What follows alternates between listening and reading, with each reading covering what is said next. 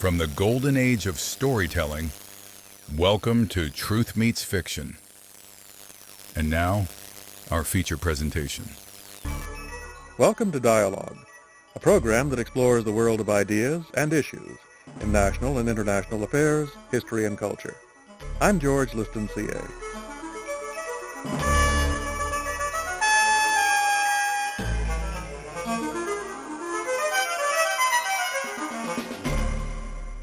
One of the most important and original voices in 20th century literature is that of David Herbert Lawrence. D.H. Lawrence lived from 1885 to 1930, and in that time produced a series of novels, poems, and essays that are stirring examinations of the human condition.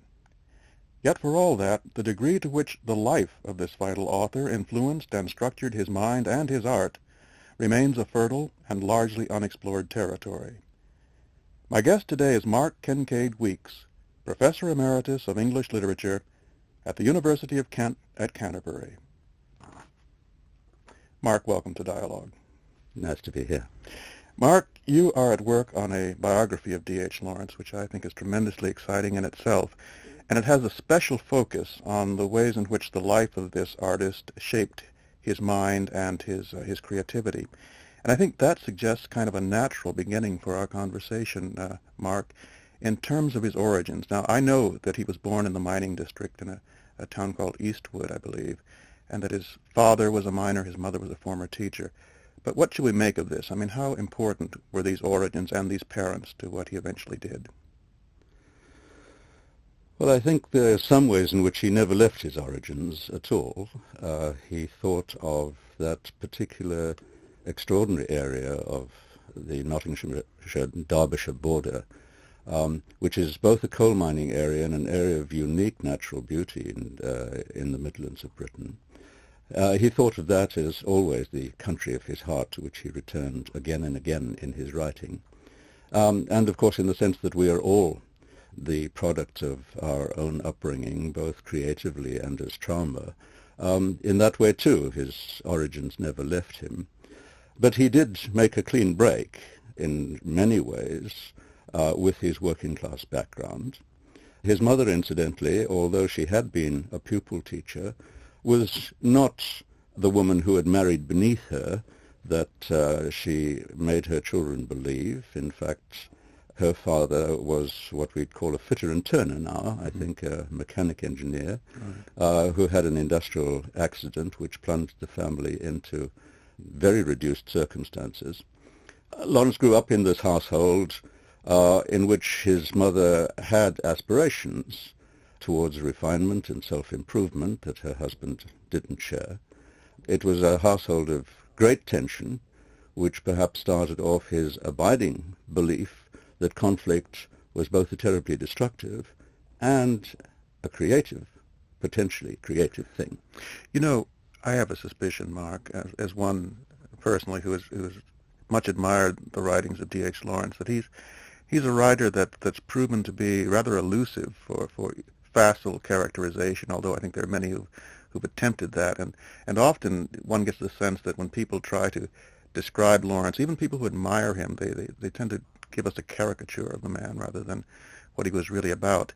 I mean, was he the author of The Natural Man? Was he a prophet of sexual liberation? Was he a mystic? Was he all of these things? Before we turn to a close examination of his ideas, I'd love to get your sort of ready description of who you feel D.H. Lawrence was as a writer and man. I think I'd almost turn that on its head, George, really, and say that for me he is a man of great complexity who acted out parts of himself in different and conflicting ways, believing as he did that this was in fact the source of creativity. So that always when people start off sentences beginning with D.H. Lawrence, I feel I want to say, which Lawrence are you talking about? And that is a matter chronologically, because he would have said with Whitman, I contradict myself very well, I contradict myself, I contain multitudes. So I think one needs in the first place to talk about Lawrence chronologically, because he shifted and changed it as he thought all living creatures did. He thought, in fact, that stasis was a sure sign of death, and that change was and flux was a great principle of life. So he is changeable in that fashion. And also, I think, although he's very many-sided, his many-sidedness was, again, a response to what he thought of as the many-sidedness of life.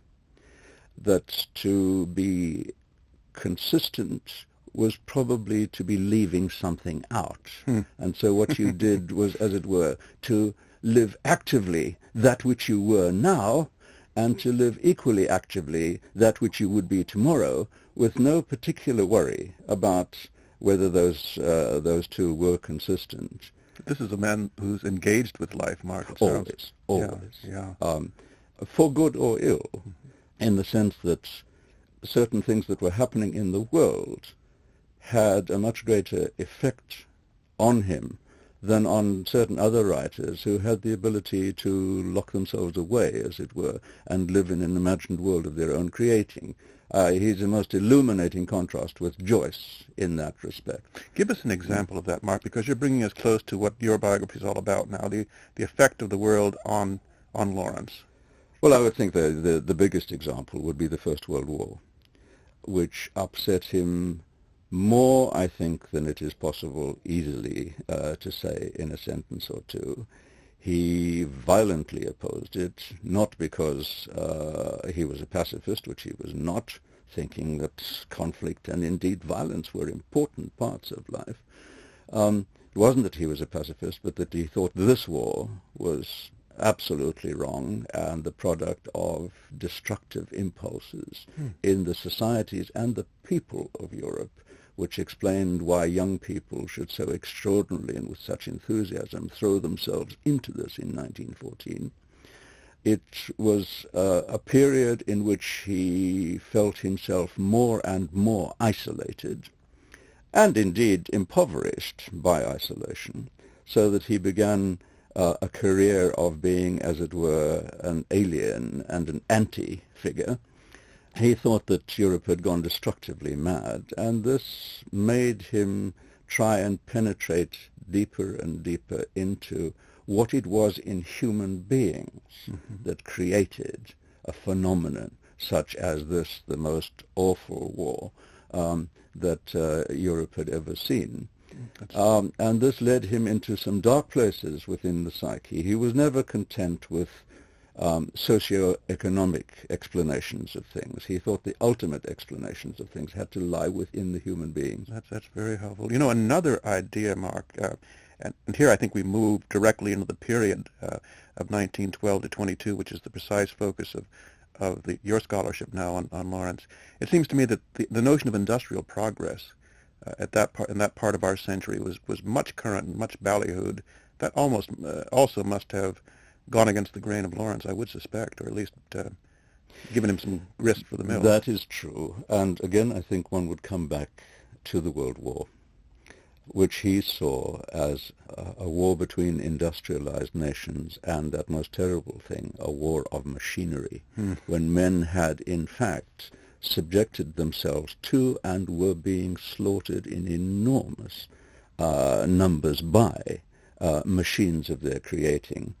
He wasn't anti-machines. He thought of the Industrial Revolution as, and shows this in The Rainbow, as having opened up whole new horizons for people like himself. And he thought of machines as very useful adjuncts to life, and of making material well-being. Of course, people had to have enough to eat, enough to wear, houses to live in, the goods that they required for the necessities of life. And then he said the important thing was to live, right, not to be caught up in the mechanistic vicious circles of industrial living. The machine is an adjunct, not a dominant part. Absolutely. Right. And insofar as he thought British society and later American society had allowed itself to be dominated by industrialism, he again was a reactionary voice in that respect. Mark, I can think of no better person to ask this question, because I suspect, and I suspect you'd agree with me, if we were to to walk out and ask 10 or even 100 people about D.H. Lawrence right now, they would say, oh yes, he's the marvelous man who wrote so much about sexual liberation and the erotic. Let's address that point right now, because we are talking about things that were essential to Lawrence. Now, in what sense is he the man who wrote about sex and eroticism? In what sense is he not? Well, I'd go further than that. I think if you picked people out off the street and asked them your question, they would probably say, oh, didn't he write Lady Chatterley's Lover? Oh, yeah. I mean, it would be as straightforward as that. Mm-hmm.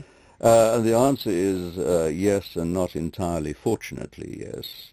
He would have regarded himself, as he is regarded, as a man wishing to bring about a revolution in people's attitudes to sexuality. One of the two greatest of his works was condemned for obscenity, that's The Rainbow, by the Bow Street magistrate and ordered to be destroyed, and wasn't available in England again for another 11 years. The other of his two greatest works, Woman in Love, couldn't find a publisher for 5 years at all, and eventually only came out in America in a private edition, first of all. And the primary reason, but not the only reason for this, was his insistence in writing with an explicitness and openness about human sexuality and sexual relationship that was regarded as offensive by his time.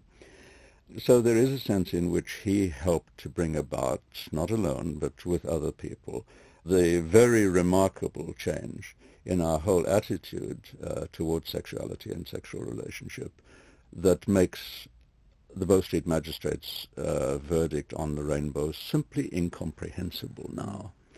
So yes, he placed sexual relationship at the very heart of human creativity and the being oneself to the full. He didn't think you could be yourself to the full by yourself. Indeed, he regarded self-enclosure as one of the most appalling features of being human, the danger of self-explode. So the first thing about sexual relationship was that it broke you open, as it were. It broke you out of yourself and forced you into the most intimate and disturbing contact with the other, so that sexual relationship he thought of as a kind of dying to one's earlier self and of being born into a wholly new kind of life. But I choose that language to make what seems to me a very important point, and that is that at the cost of a certain exaggeration, I think I would want to say that his attitude to sex was a curiously religious one. Yes, I think that's quite right. He wasn't interested in exploring sex as a source of pleasure or fun or self-fulfillment in the form of egoism or domination or anything like that. He did explore those features of sexual relationship, but he seriously thought of sex in a non-religious age, in which he described himself as a passionately religious man, as a way of exploring how human beings needed the other to change themselves. But in that very necessity for conflict and change had always to go on to new phases, so that sexual relationship for him was never complete. He'll use words like fulfillment or consummation, but when you look at the work, fulfillment never means something reached, a plateau on which, as it were, you can then sit. Fulfillment means the filling oneself so full of life that one is able to go on to what comes next, as it were, the next challenge. And he saw sexual relationship as the central human challenge for most people. There's so much to talk to you about, Mark. I would want us to look in close detail at the novel, one of his two greatest novels, and Women in Love, in just a moment. Before we do that, though, let me just say that this is Dialogue. I'm George Seay, and my guest today is Mark Kinkead-Weekes. Currently a fellow of the Woodrow Wilson Center, he's at work on a biography of the author D.H. Lawrence. Mark Kinkead-Weekes was educated at the University of Cape Town and at Oxford. His publications are many and include the books William Golding, A Critical Study, and Samuel Richardson, Dramatic Novelist. Well, Mark, the time has come now for us to look at this magnificent novel, and I must say that I consider it one of the finest I've ever read. And many say, and I agree with this also, that it's one of the greatest novels of this century, Women in Love. Now, we could profitably spend a great deal, many hours indeed, just talking about this book, but just to give us a capsule of an introduction into it, I think it's fair to say that on one level, it's the story of two couples in sort of a passionate, dramatic, and ultimately tragic circumstance. On another level, it's an exposition of ideas, and very powerfully so. So I guess to bring us quickly into it, the question might be, what statement is Lawrence making in this novel, Women in Love, and how central is that statement to his complete message? I'm not sure that I'd think of it as a statement, George, though I know what you mean by that. I think I might try and use a word like exploration. The novel starts with two sisters talking about their hopes and apprehensions for the future, and talking more specifically about whether they ever want to get married and have children.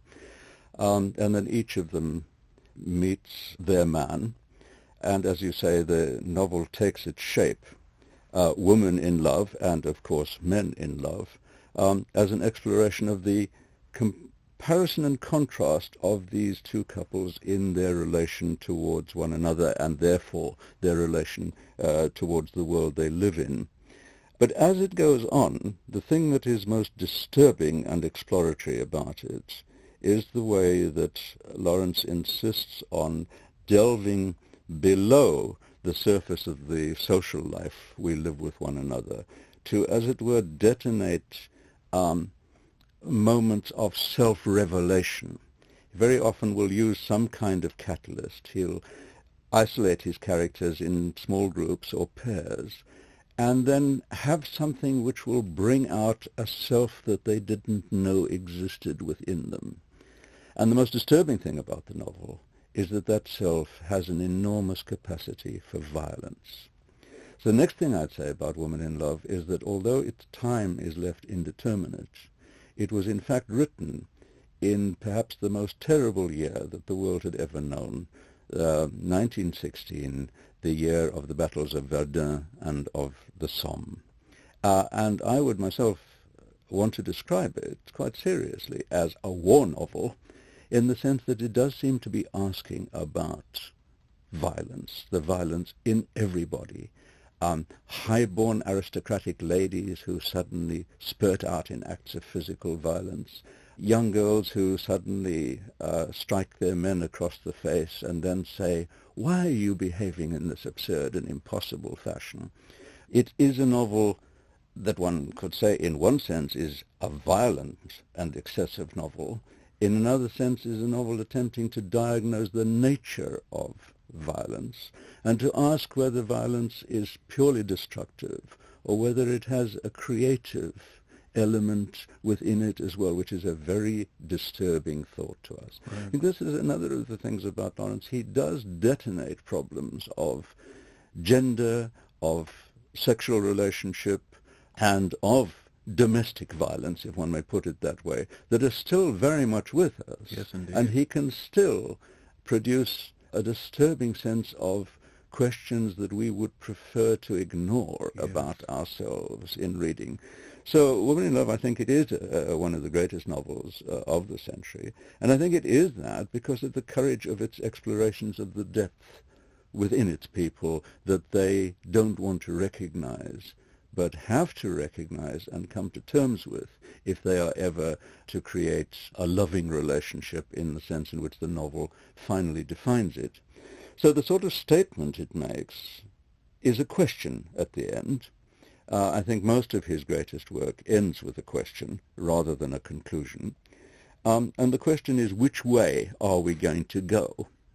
Are we going to go the way of the one couple who seem to be, by the end of the novel, traveling a path that could lead, though it hasn't led yet, to a fruitful and lasting relationship, or the path taken by the other couple, which ends in a tragedy that I won't explain for people who haven't read it, but has a terrible and tragic ending.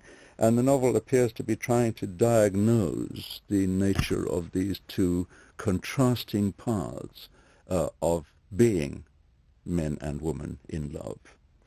I hope you don't take this as idle flattery, but that is a magnificent exposition of the novel. I deeply appreciate that answer. You, among a number of things that you did in the course of it for me, to put it in the context of the First World War, although I knew it was written in 1916, I simply hadn't made what is obviously an essential connection. I want to ask you a question about the characterization in that novel. You mentioned at one point the high-born lady who commits the act of violence. I think it's a paperweight she brings down on one character's head. And some argue that she was drawn on Lady Ottilie Morel at the time. And others, in fact, many suggest that Rupert Birkin, one of the key figures of this novel, one of the men in one of these two couples, is himself Laurentian, is himself Lawrence. Is this something that meets your... Yes and no, and sorry if that seems evasive, but I'll try and say quickly why both things are true. He was quite ruthless about using real people and real places for fictive purposes. So the fiction starts off, as you so rightly say, from himself on the one hand, and from people he knew on the other. But having said that, one then wants to drop it rapidly. In the first version of the novel, in the first manuscript we have, Birkin is very much a kind of D.H. Lawrence figure who says things that D.H. Lawrence wrote elsewhere and does things that Lawrence had done and voices, as it were, part of Lawrence's philosophy of life. But Birkin is quite clearly seen in the novel as a sick man, and in some ways as a deathly man, a man who is struggling to escape from his own morbidity. And marvelously, the Ursula of the novel, who bears an equally strong resemblance to Frida initially, to Lawrence's wife, is used as the novel develops and grows and begins to shed its sickness, as Lawrence thought one did in books. Ursula is used to attack Birkin, to criticize him for being a prig and a preacher, a man who wants people to be deathly and fleur de mal and so on. And in that sort of dramatic relationship, D.H. Lawrence, the writer, is clearly not at all to be confined within the views and the attitudes of Birkin, the character. And I would say the same thing would be true of all the characters in the novel. They may have their origins, as it were, in real life.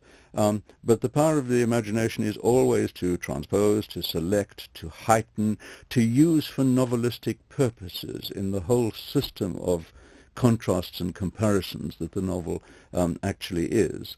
So that eventually when people turned round and said, I am going to sue you because I am Halliday or I am Hermione, there was part of Lawrence that was disingenuous and said, it's not true, you're not. But another part, I think, was genuinely puzzled about why people couldn't see that he was not producing portraits of living people, but fictional characters. But it's a difficult distinction to draw, and much easier now when we're not personally involved. Yes, I would think so. That's great.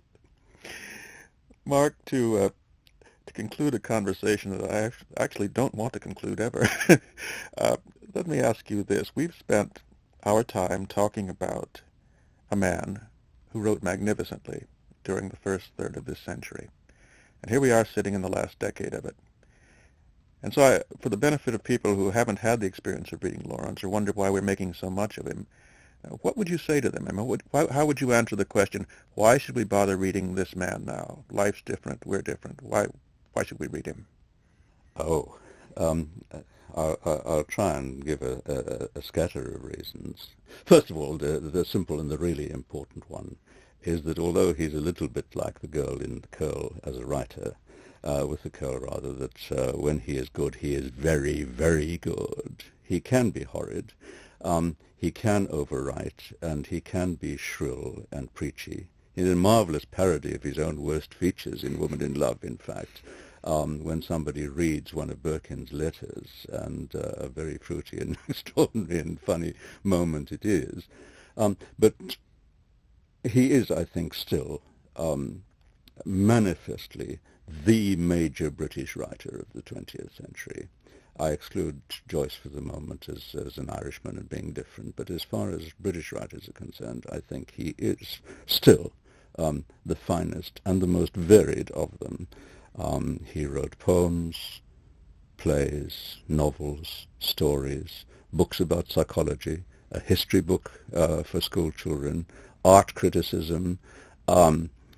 He was the most astonishingly varied and brilliant writer. So the first thing is just, and a wonderful writer of letters, incidentally. So the first reason I would give about why read him, just because you will enjoy it, and there's nobody quite like him. You've been listening to Truth Meets Fiction. Until next time, keep a light in the window and a story in your heart. Good night.